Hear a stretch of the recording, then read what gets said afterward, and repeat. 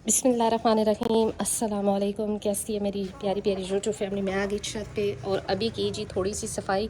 और क्योंकि इन्होंने डाला हुआ था काफ़ी ज़्यादा शोर, तो पहले मैंने इनको खाना वगैरह दे दिया ताकि इनके मुंह बंद हो जाएं दोनों के और ये भी पानी शानी पी रहे हैं। वो मैंने की सफाई और अभी उसको मैं उठा रही थी गंद को। और ये रही जी मुर्गियाँ। इनका अभी तक मूड नहीं बना रूम में जाने का अपने, क्योंकि गर्मी है। और ये दोनों जी अपना खा रहे हैं और माशाल्लाह से इनके भी रूम की सफाई मैंने कर दी, साइड पे कर दिया। अभी उठाने गुड डे। एक तो इनका ये मसला है कि बर्तन में रखो तब भी गिरा देते हैं और वैसे भी रखो तो तब भी छोड़ देते हैं। तो ये जी अपनी अपनी फीड खा रहे हैं आराम से।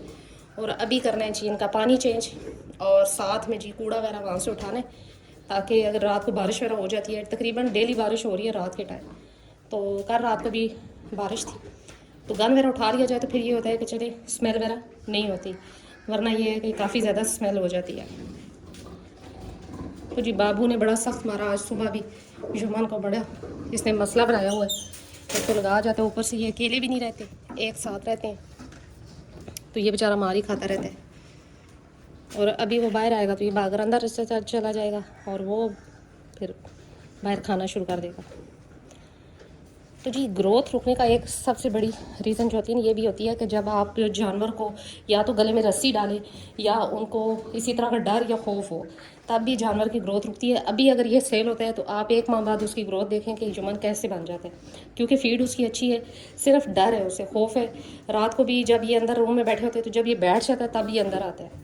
अब मैं अगर इसको अलग रूम में बंद करूँ तो ये शोर मचाता है, क्योंकि शुरू से इनको रस्सी नहीं डली, ओपन है, इस वजह से इनको आदत नहीं है।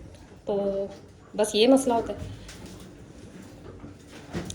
अच्छा जी, एक भाई के कमेंट थे मुझे टिकटॉक पे कि जी उनके पास बकरियां हैं, उन्होंने बकरियां रखी और बकरी हैं, तो डिवर्मिंग भी कर ली, सारा कुछ कर दिया और फीड भी बहुत अच्छी है, लूसन है, ड्राई, और रात का टाइम मंडा है जो कि मैंने बताया हुआ है, वो वही फीड दे रहे हैं।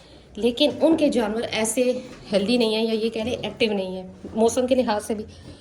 तो इसमें जी आप ये भी ज़रूर जहन में रखें कि जानवर को लाजमी है कि आपके जानवर को विटामिन B12 की कमी होगी। तो आपने कोशिश करनी है कि अगर ऐसी वैसी कोई कंडीशन है तो यकीनन उसमें ताकत की, एनर्जी की कमी है। विटामिन B12 बहुत अच्छा एक इंजेक्शन है जो कि जानवरों के लिए इंतहाई मुफीद है। अच्छा जी, अब जो सबसे ज़रूरी बात है वो यही है कि अगर आपके जानवरों की फीड वगैरह अच्छी है, सारा कुछ ठीक है, और जानवर फिर भी सेहत नहीं पकड़ रहा, तो फिर इसमें आप जहन में रखें कि ये इंजेक्शन आपके जानवरों के लिए एक ज़िंदगी की तरह है। और ये जिसे कहते हैं ना विटामिन का बाप है, सरदार है ये तमाम विटामिन का, B12। तो लिहाजा ये अपने जानवरों को लाजमन लगाएं। अच्छा, इसका काम क्या है? इसका काम यही है कि आप जो भी फीड दे रहे हैं उसको हज़म करने में मददगार साबित होगा, खून बनाने में मददगार साबित होगा, और सबसे जो बड़ी बात है वो ये है कि जानवर में किसी भी किस्म की वीकनेस है, कमज़ोरी है, तो वो उस चीज़ को ख़त्म कर देगा। जैसे कि पिछली टांगों का लंगड़ापन आ जाना या इस तरह की और वीकनेस, तो उस चीज़ को ये ख़त्म कर देगा। तो आप साइनोसेल इंजेक्शन का इस्तेमाल कर सकते हैं अपनी भेड़ बकरियों और बच्चों में, जानवरों के। अच्छा जी, अब कैसे पता लगाया जाए कि आपके जानवर में विटामिन B12 की कमी है कि नहीं है? तो जी सबसे पहली बात तो ये है कि आप देखें कि आपका जानवर हशाश बशाश है, खा भी ठीक रहा है, और अगर ऐसी वैसी कंडीशन ये बाकी जानवर आपके से भाग दौड़ रहे हैं, ठीक है, और वो एक जानवर जिसमें इस चीज़ की कमी है तो वो जानवर साइड पे बैठा हुआ है, या फिर ये है कि वो कम खा के साइड पे खड़ा हो गया, तो समझ आए कि आपके जानवर में विटामिन B12 की कमी है। तो ये इंतहाई ज़रूरी है कि इसका काम ही यही है कि आपके जानवर की फीड को हज़म करवाना और खून में जैसे विटामिन B12 की जो खसूसियात हैं वो यही हैं कि जी आपके जानवर के इम्यून सिस्टम को ठीक करता है, और सबसे बड़ी बात कि आपके जानवर की फीड को हज़म करके उसको खून में जज्ब करवाता है। और अगर आप जानवर को अच्छी फीड दे रहे हैं तब भी जिस्म में नज़र नहीं आ रही, तो उसका मकसद यही है, इसका मतलब यही आता है कि जी आपके जानवर की फीड तो हज़म हो रही है लेकिन वो खून में सही से जज्ब नहीं हो रही। ये जी अब खा के अंदर आ गया और वो बाहर चली गई तो जी ये माशाल्लाह से तकरीबन तीसरी दफ़ा खा चुकी और अब सुकून से आराम से बैठ जाएंगी। अभी थोड़ी देर इनको उधर खोलूँगी तो घूमे फिरेंगी। तो जी सफाई वगैरह भी कर दी थी, टाइम भी हो गया तकरीबन मगरिब का होने वाला, और ये भी अंदर तकरीबन खा के बाहर आ गए। ये ज़रा ज़रा सा बचा हुआ ये रात तक ये खाते रहेंगे।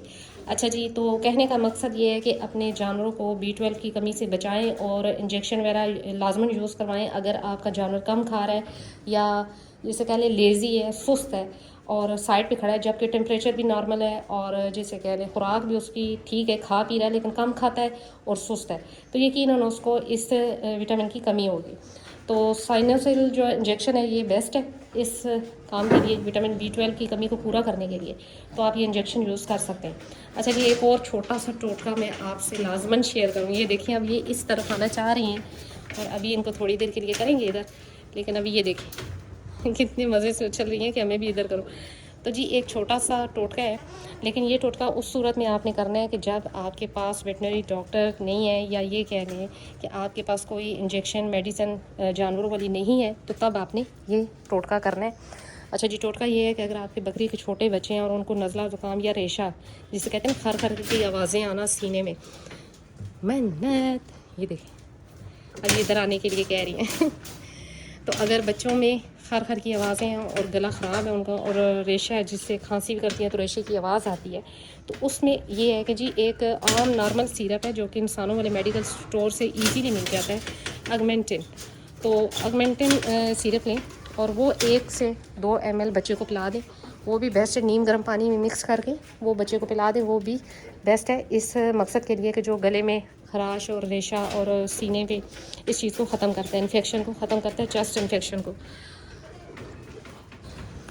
तो जी आप ये टोटका भी आजमा सकते हैं कि अगर बकरी के छोटे बच्चों को खांसी, नज़ला ज़ुकाम हो गया और रेशा है, तो फिर आप अगमेंटिन सिरप लाजमन पिलाएं अपने बच्चों को। अगर आपके पास कोई और मेडिसिन नहीं है या इंजेक्शन नहीं है, या ये कह लें कि वेटनरी डॉक्टर या कोई भी नहीं है चीज़, तो अगर आपके घर में मौजूद है ये सिरप, तो आप ये सिरप अपने जानवर को लाजमन दें ये भी अच्छा सिरप है नज़ला ज़ुकाम और चेस्ट इन्फेक्शन के लिए।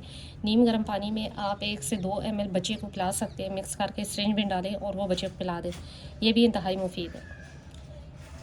तो जी मुर्गियाँ भी अपने अपने खड़ी हैं और ये जी खा पी के अब अपना अपना खेल कूद रहे हैं, टाइम होने वाला है मगरिब का।